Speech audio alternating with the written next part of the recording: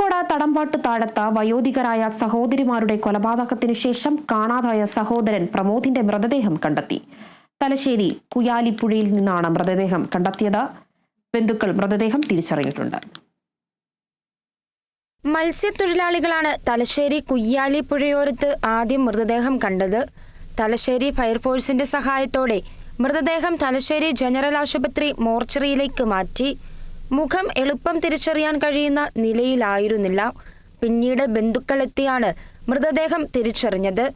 വയോധികരായ സഹോദരിമാരുടെ കൊലപാതക കേസിൽ ഇവർക്കൊപ്പം താമസിച്ച സഹോദരൻ പ്രമോദിനായി പോലീസ് ലുക്കൌട്ട് നോട്ടീസ് പുറത്തിറക്കി അന്വേഷണം ഊർജിതമാക്കിയിരുന്നു.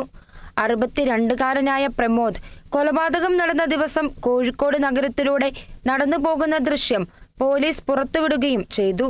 ശനിയാഴ്ചയാണ് കോഴിക്കോട് നഗരത്തിലെ വാടക വീട്ടിൽ കഴിയുന്ന 72-കാരി ശ്രീജയ, 68 വയസ്സുള്ള പുഷ്പലളിത എന്നിവരെ മരിച്ച നിലയിൽ കണ്ടത്. മരണവിവരം ബന്ധുവിനെ അറിയിച്ച് മൊബൈൽ ഫോൺ സ്വിച്ച് ഓഫ് ചെയ്ത് പ്രമോദ് രക്ഷപ്പെടുകയായിരുന്നു. തുടർന്ന് പോസ്റ്റ്മോർട്ടം റിപ്പോർട്ടിൽ കൊലപാതകമെന്ന് സ്ഥിരീകരിക്കുകയായിരുന്നു.